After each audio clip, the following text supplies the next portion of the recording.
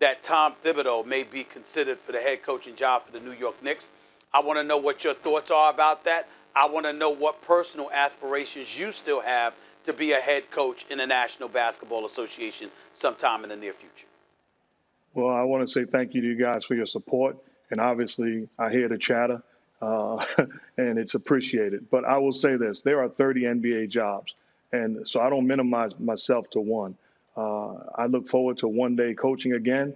It's a dream of mine. I'm not going to slip my wrist if I never coach again because I'm, like you talked about, I believe that what's mine is mine. That being said, when you talk about Tom Thibodeau, know him as a coach, know him as an assistant coach with Jeff Van Gundy, know him as a friend, outstanding basketball mind. I don't get into, one job, but he's a coach that's proven and had great success, and nobody will outwork him. So I wish him nothing but the best and pulling for him and whatever his heart desires. As far as I'm concerned, I look forward to the day of coaching again. I had an incredible time in Golden State, coaching for 3 years, developing incredible relationships and having some success. And I look forward to the challenge of doing it once again somewhere. Even as a rookie, you were like a coach on the floor. So, Coach, let me ask you this. With the Golden State Warriors, clearly you developed that backcourt. You instilled confidence in them at a time where, backcourt shouldn't be shooting that much and that many threes and all those things. And there were a lot of good, got them to believe in themselves and in each other and all that. And yet the offense was rated last in terms of moving the ball and a whole bunch of things when Steve Kerr took over. Were there things you learned from that experience that you'll take to the next job? What are they, I'm asking? And because everyone learns, first time on the job, second time on the job. Are there things that you would have done differently? Were you about to do different things? What would you bring from that experience to the next job? Well, first of all, Steve Kerr is a heck of a basketball coach and an even better person.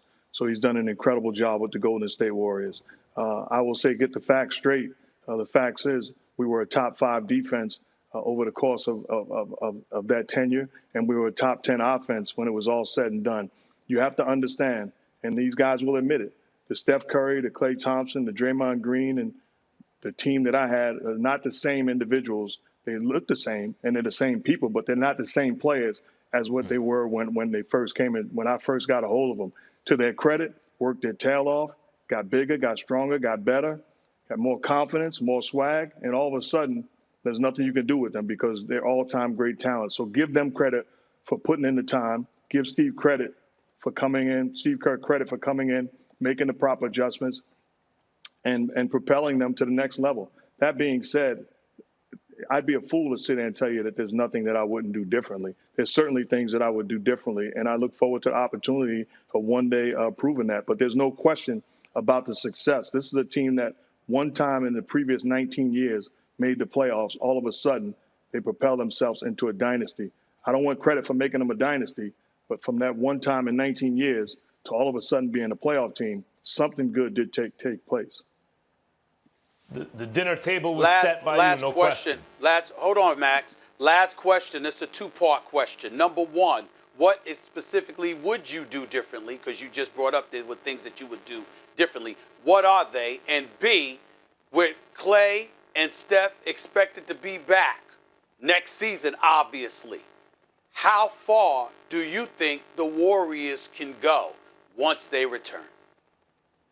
Well, they are a dangerous team, and they'll be a dangerous team for a long time to come. They'll put themselves in position, getting healthy first and foremost, and then also put themselves in position by having a lottery pick, being able to maneuver and having assets. So they'll be just fine, and they'll be once again in the mix. Things that I would do differently, I was a guy that always was told to stay in your place. So as a coach, I wasn't trying to get in the business of the general manager or the ownership. So I wasn't trying to, because with the old school, if the coach is in the owner's office or the coach is in the somebody else's office, is almost like you can muddy the waters. So I think the relationships of general manager, of ownership, and I have a great relationship with Bob Myers. There's no question about that. Forget about what you heard. Do me a favor. On the record, ask Bob Myers what he thinks of Mark Jackson. On the record, not behind the scenes. Ask Joe Lacob about the relationship that I had with him. So I wouldn't say better relationships. I would say more dialogue across the board.